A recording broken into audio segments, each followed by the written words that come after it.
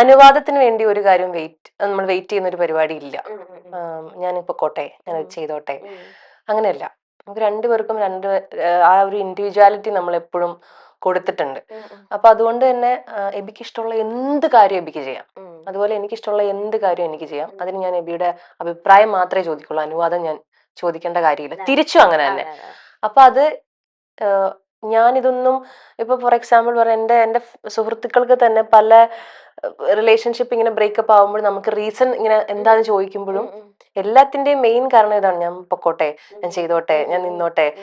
ആ ഒരു അനുവാദത്തിന് വേണ്ടിയിട്ട് വെയിറ്റ് ചെയ്യുന്ന ഒരു സംഭവം എപ്പോഴും കണ്ടിട്ടുണ്ട്. അപ്പൊ അത് ഞാൻ എപ്പോഴും അവരോട് പറയും, അത് വേണോടാ, അത് മോശല്ലേ. അങ്ങനെ ചെയ്യുമ്പോ തന്നെ നമുക്കൊരു ലിമിറ്റേഷൻ അവിടെ വരികയല്ലേ. അപ്പൊ നമ്മളെ പറക്കാൻ അനുവദിക്കുക. തിരിച്ചും അതുപോലെ തന്നെ അവരുടെ സ്വപ്നങ്ങള് നേടാനും അവർക്ക് വേണ്ടിയുള്ള എല്ലാ കാര്യങ്ങളും നമ്മളെ കൊണ്ട് ചെയ്യാൻ പറ്റുന്നത് നമ്മളും ചെയ്തു കൊടുക്കുക. തിരിച്ചും അങ്ങനെ കിട്ടുമ്പോൾ അത് ഭയങ്കര രസമുള്ള ആ ഒരു ഫ്രണ്ട്ഷിപ്പ് ഭയങ്കര രസമാണ്. അത് കഴിഞ്ഞ് വരുന്ന ഒരു പ്രണയമാണെങ്കിൽ ഈസിയാണ് നമുക്ക്.